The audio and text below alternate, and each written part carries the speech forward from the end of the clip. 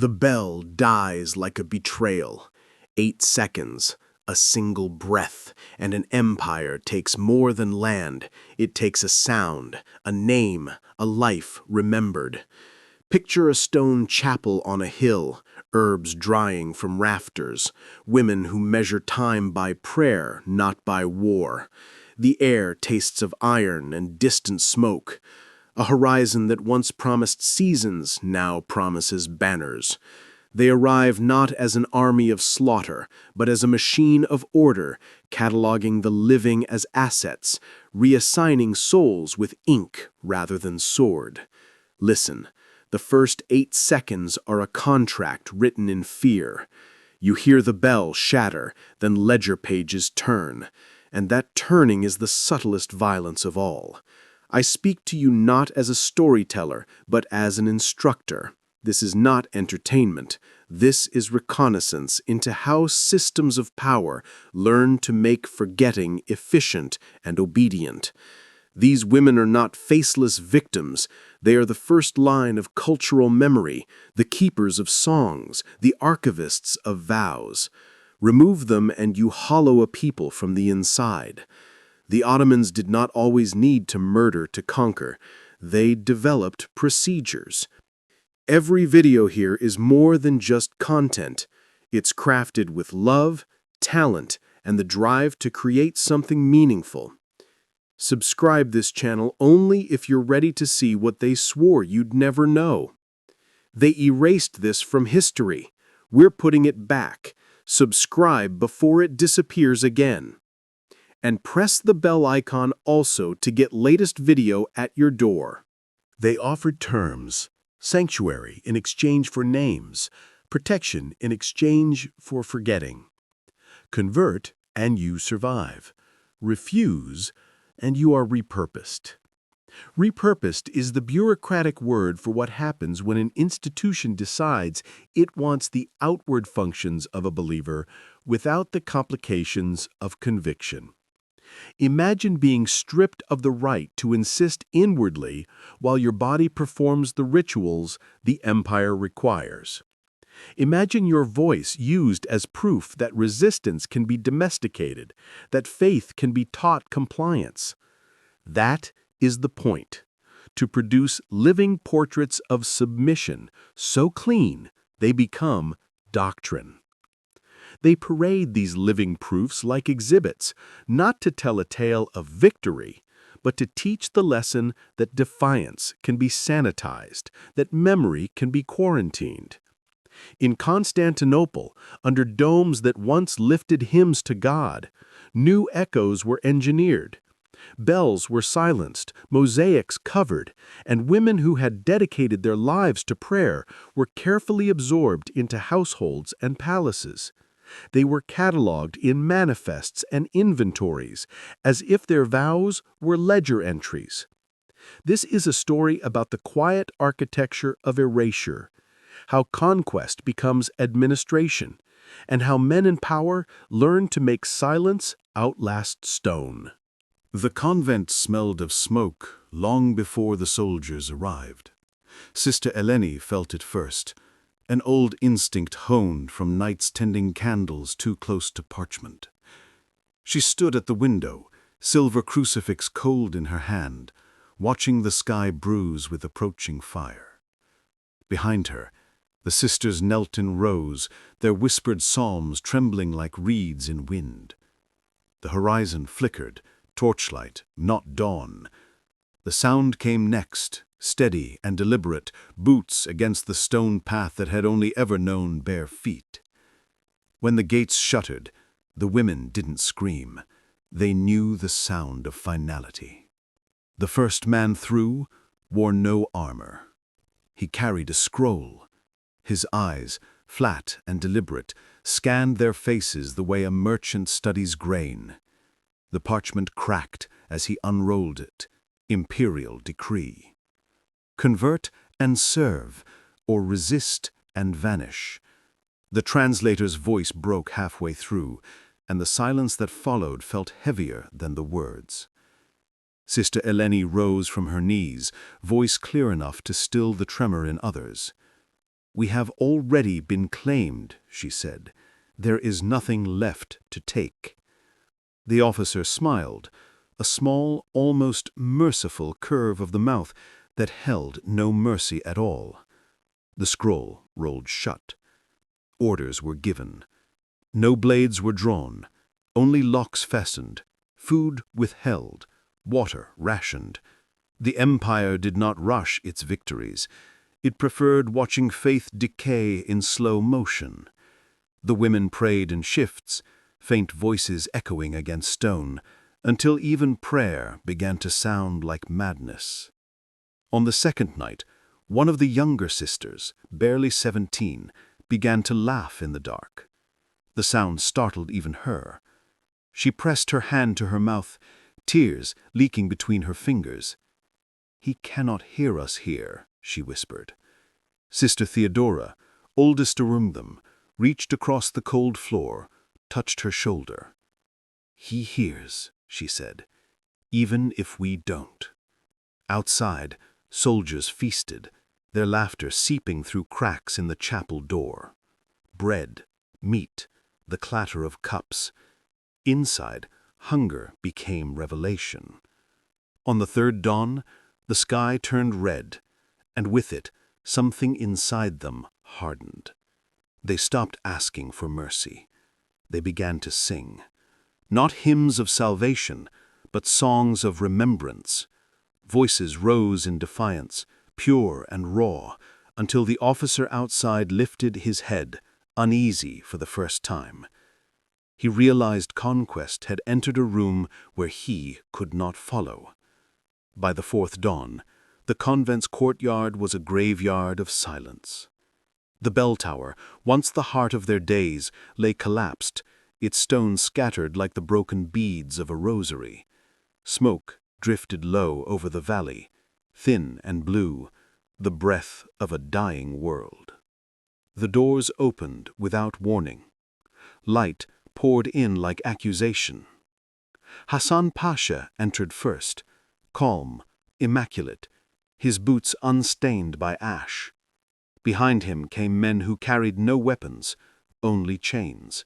Their clinking echoed louder than any hymn. The nuns rose, weary but unbent. Sister Eleni's eyes found his, two souls speaking across an unbridgeable divide. He looked at her, not as a man looks at a woman, but as a scholar examines an artifact. "You will walk with us," he said, "to the coast, to Constantinople. Your voices will serve the empire now." His words were soft, but they struck like iron. The nuns were bound in pairs, wrists tied with rope still damp from morning dew. As they were led from the chapel, Sister Magdalena turned once to look back. The crucifix above the altar hung crooked, one arm snapped. A single drop of wax slid down its face like a tear. She whispered something no one could hear, then stepped into the sun. They marched through the ruined fields in silence. The earth was scorched where the cannons had grazed it, wheat turned to ash. Villages along the hillside stood hollow, doors hanging open, wells filled with stone. The sisters' shadows stretched long behind them, merging with the shadows of their guards until one could not tell them apart. When the sun began to fall, they were ordered to stop. A soldier tossed them water from a skin, just enough for one swallow each. None took it. Hunger had become their language, thirst their prayer. In the distance, dogs barked at the scent of smoke. That night, as the soldiers slept, Sister Theodora began to hum. An tune older than their order, older than empire, a melody that had crossed centuries untouched. One by one, the others joined her, voices trembling but steady. Even bound, even broken, their song rose like incense into the wind. And in that dark field, under the indifferent stars, the conquerors dreamed uneasy dreams. By the second day of the march, their feet bled through the soles of their sandals. The road wound along the spine of the hills, a path carved by armies and merchants long dead. Dust clung to their veils, turning white linen to gray. The guards said little, their silence more dangerous than cruelty. Each step felt like an unspoken question. How long before the body betrays the soul? At noon, the heat grew merciless. Sister Magdalena stumbled, her vision fading into white light. A soldier caught her arm, not gently, but not with malice either, simply to keep her moving. She muttered a prayer beneath her breath, not for rescue, but for endurance. Ahead, Sister Eleni still walked at the front, her pace unwavering, her hands bound yet held high, as though invisible chains could not lower her spirit. The soldiers noticed. So did Hasan Pasha. That evening, they reached a valley where olive trees grew in rows like mourners. There, a command was given: rest. The sisters sank to the ground, too weak to kneel. The soldiers built fires, their laughter flickering against the dark. One brought a basket of bread and set it down before the women. The smell was unbearable. No one moved. Eleni's voice broke the silence, quiet but firm. They offer what they wish to take back. She turned her face away from the food, her eyes reflecting the flames. We fast. Night settled thick over them. The guards took turns at watch. Beyond the camp, a stream murmured through the rocks, unseen but constant. Sister Theodora crawled closer to Magdalena, whose lips had cracked open from thirst. "When you cannot pray," she whispered, "listen." The younger woman closed her eyes, hearing not the water, but something older beneath it, the faint rhythm of earth, remembering what men forget. Before dawn, one of the soldiers woke to the sound of singing. Faint, low and steady, as if coming from beneath the ground itself. He rose, blade half drawn, and followed the sound. But it wasn't ghosts. It was the women, all of them, sitting in the dust, faces turned east, singing softly into the first light. Their song was neither plea nor surrender, it was witness. The soldier sheathed his blade and did not speak. By the fifth dawn, the air smelled of salt.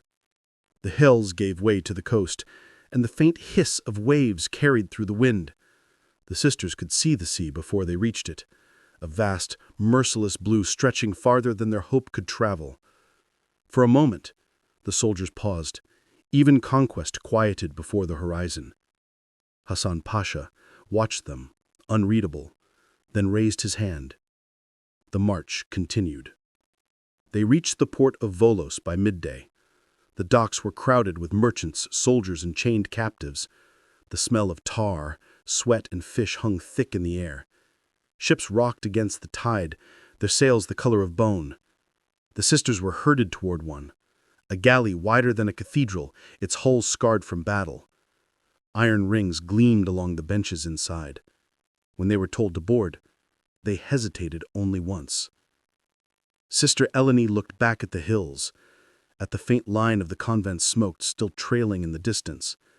Then she nodded, and they descended into the ship's belly. Below deck, the light was thin and yellow, dripping through cracks in the planks.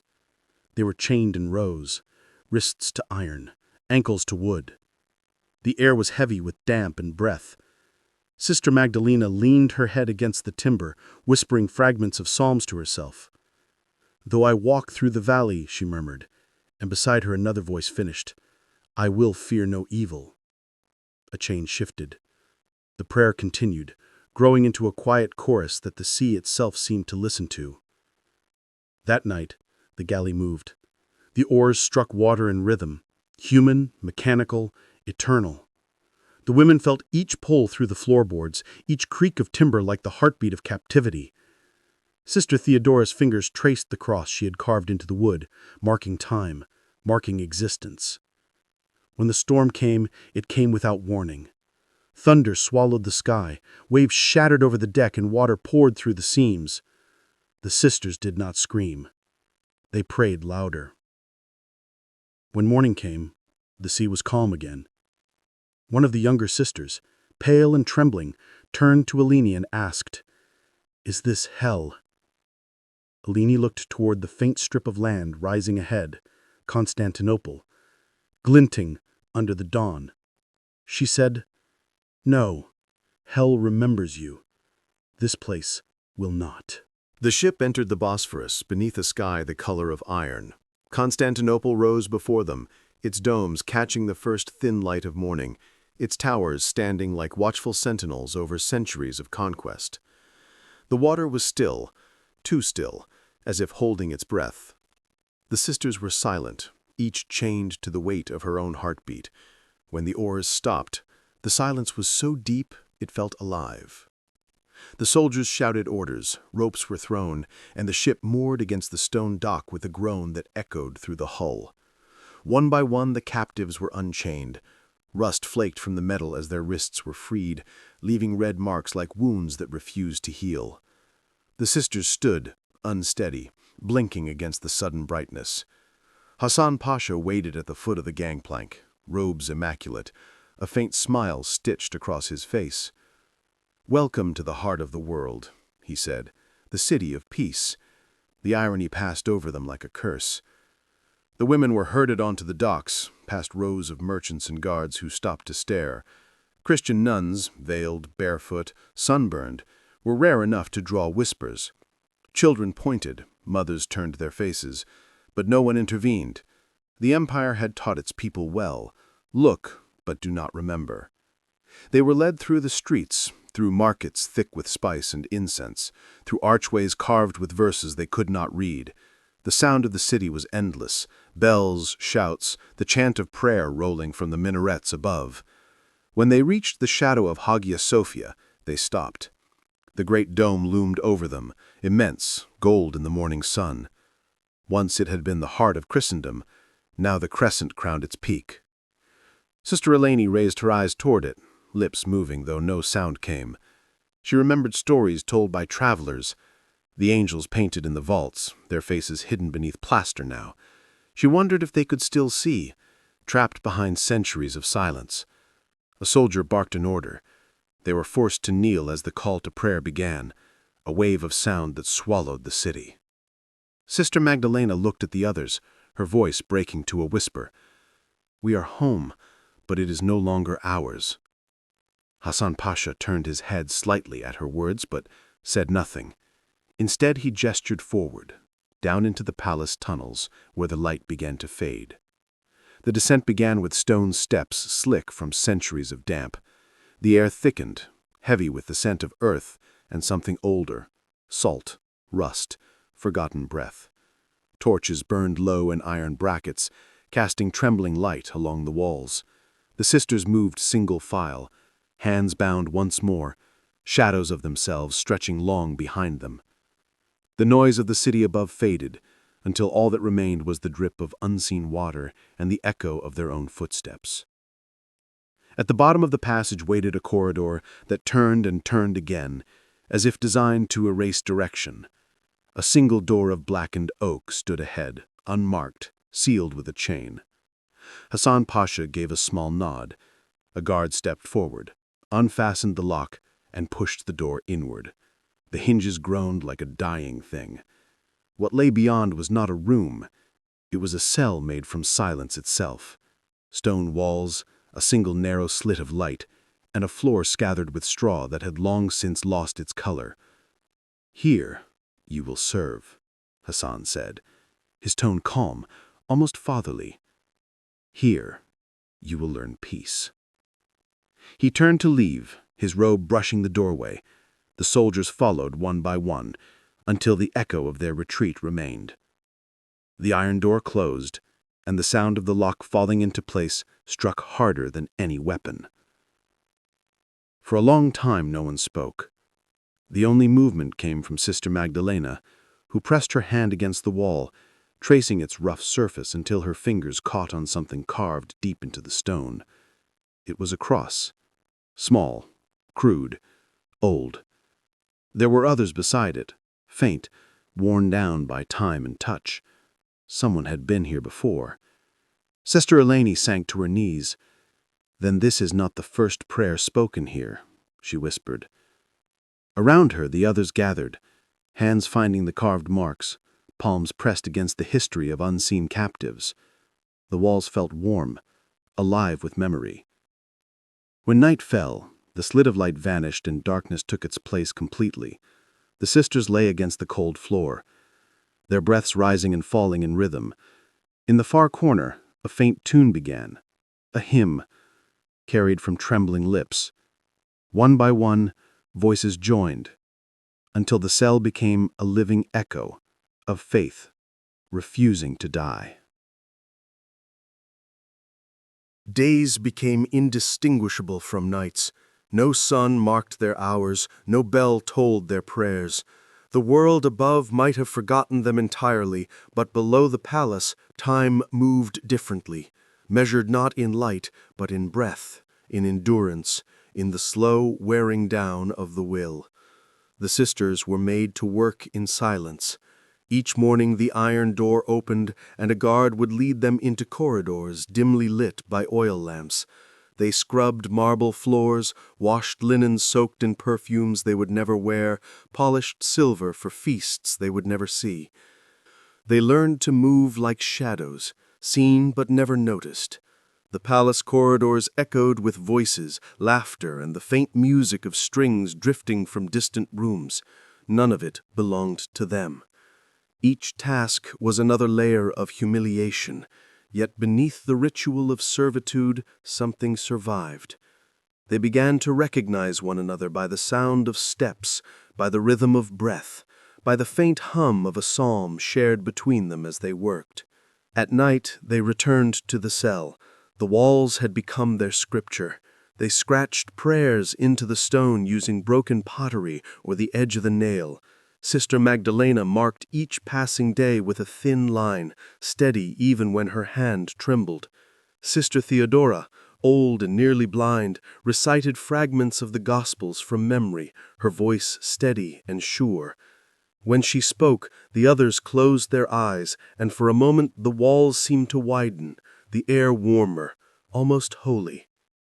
One night, the sound of footsteps stopped outside their cell, a faint scraping, a whisper of metal. The lock shifted, but did not open. Then, from beneath the door, a small object rolled inward, a piece of bread, still warm. No one moved at first. Then Sister Eleni stepped forward, lifted it gently, and broke it into equal pieces. "We share," she said. Each woman took a fragment, and they ate in silence, the crumbs dissolving like communion upon their tongues. When they lay down to sleep, Sister Magdalena whispered, "Someone knows we are here." Eleni's eyes remained open in the dark. "Then let them remember," she said. Outside the door, unseen, a single torch flickered once, then went out. Winter came without warning. The cold crept through the stone like a living thing, biting deeper than hunger ever could. The sisters huddled together for warmth, their breath forming pale ghosts in the dark. Frost formed along the walls, tracing the edges of the crosses they had carved, turning every mark into a shard of light when the torches passed outside. Food grew scarce, less bread, thinner water, longer silences between footsteps. But their songs did not stop. Even when their lips split and their throats ached, the music continued, faint as the memory of morning. One night, a storm raged above the palace.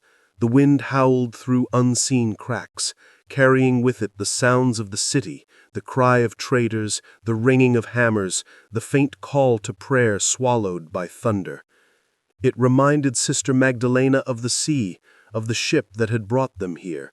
She closed her eyes, and for a moment she could feel the salt again, the sway of the deck, the tremor of the oars. She murmured to herself, "He cannot hear us here." But Sister Eleni, half asleep beside her, said, "Then we must be louder." When the storm passed, the air was colder than before. The guards came less frequently. One did not return at all. Whispers drifted through the tunnels, talk of illness in the palace, of strange dreams among the servants, of a voice in the lower corridors singing where no one lived. The sisters said nothing, but when night fell, they began to sing that same melody again, weaving their voices through the stone, filling every crevice with sound. On the 7th day of that storm's memory, Sister Theodora did not wake. Her body lay still, her face turned toward the wall she had carved so many prayers into. They buried her beneath the floor, using spoons and their bare hands to move the earth. Sister Eleni marked the spot with a single cross cut deep into the stone. That night, Magdalena dreamed she saw Theodora standing in the doorway, hands folded, eyes open and clear. "Do not let them silence the walls," the vision said. When she awoke, she found her nails bloodied from carving, the words half-finished but legible. "Lux in tenebris lucet." The light shines in the darkness. Weeks passed, though none of them could tell how many. The torches outside their cell burned at uneven hours, and the guards who once barked orders now walked in silence, faces drawn with unease. Rumors had reached the lower corridors, voices speaking of women who would not break, whose prayers refused to die. The sisters had become something the empire did not understand. Not rebels, not captives, but living relics of a defiance too quiet to destroy. One evening, footsteps stopped outside the cell again. The key turned and the door creaked open.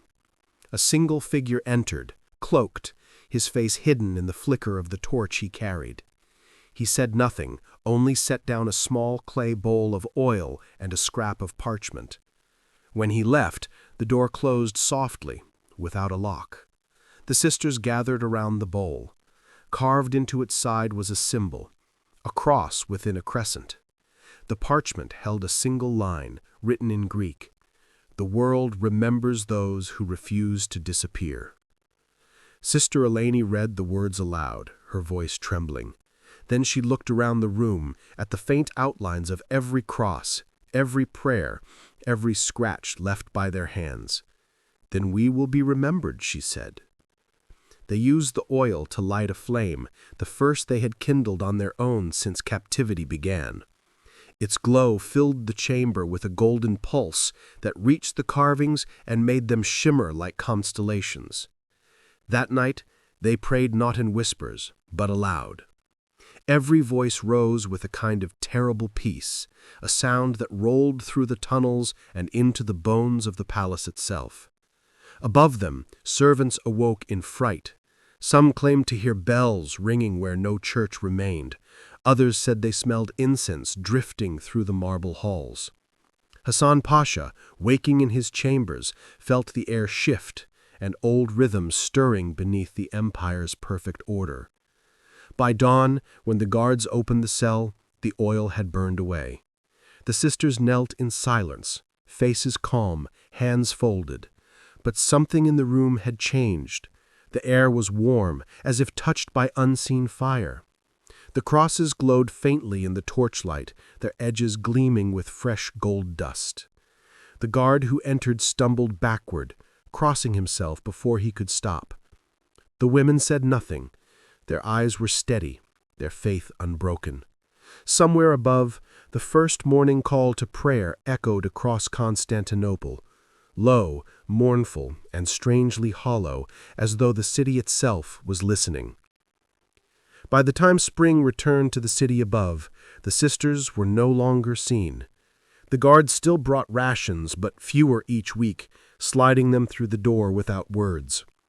Whispers moved quietly through the palace, about servants who claimed to hear footsteps at night, gentle as breath, and a soft singing that seemed to come from beneath the floors.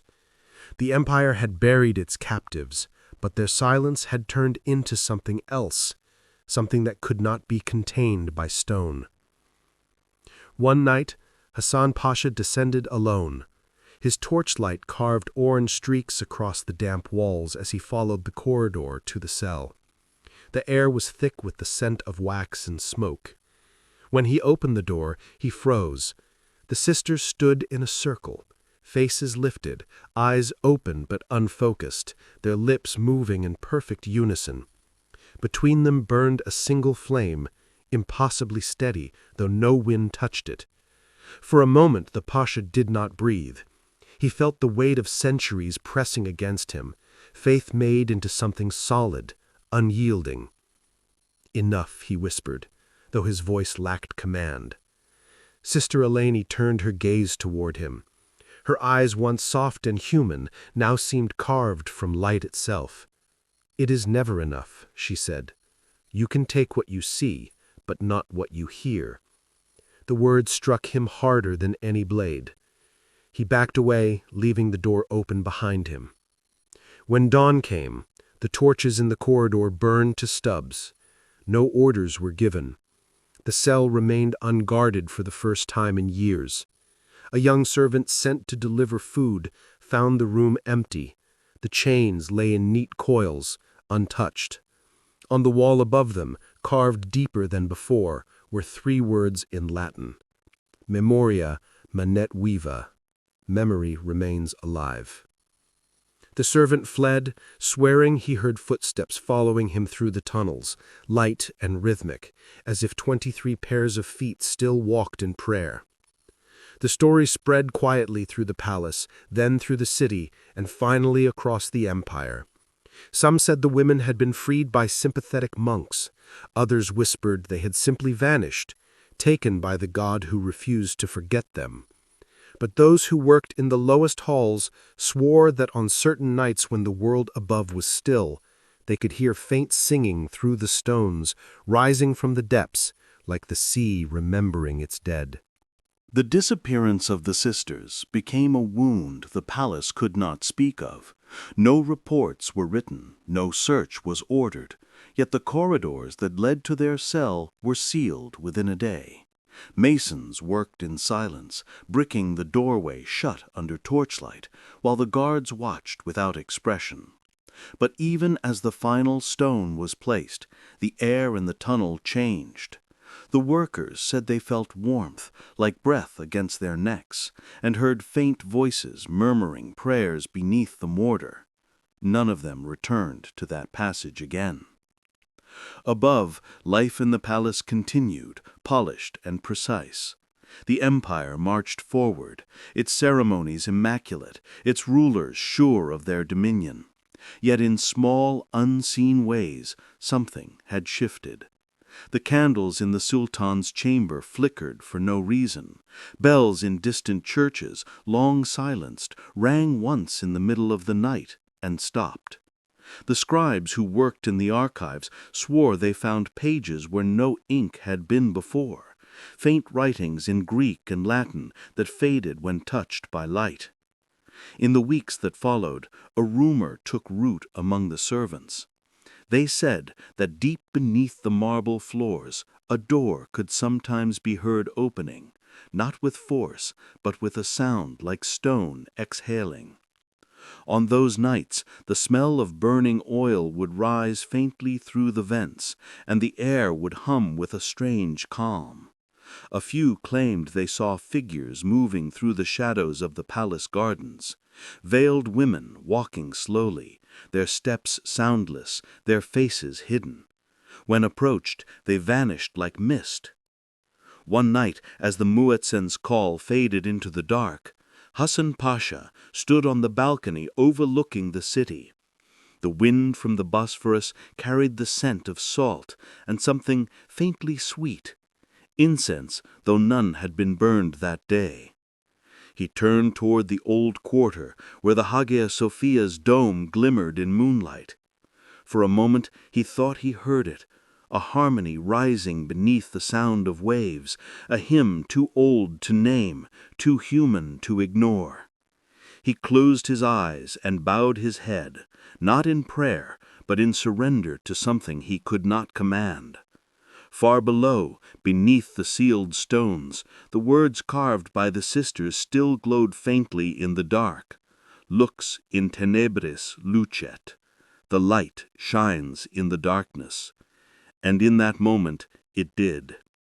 Years passed, and the empire changed hands, rulers, and wars. But the story of the vanished sisters refused to die. It lived in whispers, in taverns near the docks, in letters written at night and burned before dawn. Pilgrims who passed through Constantinople spoke of strange lights that shimmered beneath the palace grounds, of music that drifted through the stone like breath from another world. Most dismissed it as superstition. Yet, every few winters, someone swore they saw them. 23 women moving in silent procession along the shore at dawn, veils trailing in the surf, faces turned toward the east. A century after the conquest, when restorers opened a forgotten tunnel beneath Topkapi, they found the passage untouched, dust thick, air heavy, silence absolute. But in the last chamber, behind the old sealed wall, lay proof that the past had never gone. The stones bore hundreds of crosses, layered over each other, each line carved deeper than the last. And in the center of the floor, a single oil lamp rested upright, its wick petrified but intact. On its rim, faint letters gleamed in Latin, Non peribet, it shall not perish. The scholars who discovered it disagreed on what it meant. Some said it was merely the work of prisoners. Others refused to speak at all. One of the younger men, tasked with cataloging the find, claimed he heard voices while sketching the carvings, women praying in languages he did not know, their tones neither pleading nor afraid. He left his tools behind and fled the site before sunset. His notes ended mid-sentence. When word of the discovery reached the Patriarchate, the Church sent envoys to investigate. They arrived quietly, bearing candles and incense. After 2 nights below, they emerged pale and shaken, refusing to enter again. One of them, a frail monk from Thessaloniki, whispered to a companion before his death, "They never left. They chose the dark, so we would remember the light." That year, an unrecorded earthquake struck the old quarter. Stones cracked, windows shattered, and for one brief instant the sealed passages beneath the palace opened again. Those nearby said they heard the sound of bells, not Ottoman, not Islamic, but Christian, ringing from the earth itself. Then, as quickly as it came, the sound vanished, and the city returned to silence, as if history itself had taken a breath and closed its mouth once more. Decades later, the empire's power began to wane, and the old stories resurfaced like bones after rain. In the winding streets near the palace walls, candle vendors and fishermen spoke of voices that rose from the ground at dusk. Some swore that when the fog rolled in from the Bosphorus, shapes could be seen within it. Women cloaked in white, faces hidden, carrying unseen burdens through the mist. The elders told the children not to follow the sound, for those who listened too long returned changed, unable to speak of what they had heard. One such man was a palace guard named Iskander, assigned to patrol the lower vaults.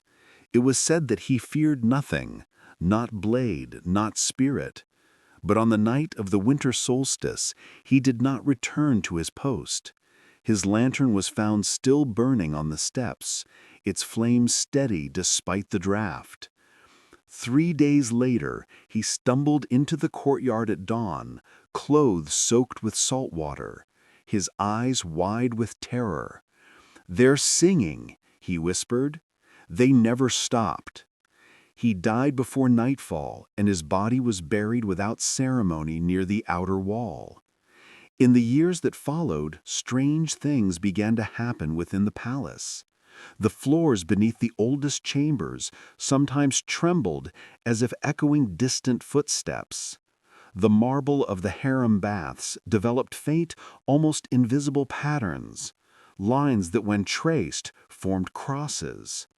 The imams who led prayers in the inner halls found their voices faltering, their words swallowed by a low hum that rose from nowhere. Even the Sultan, a man of reason, avoided those corridors after sunset.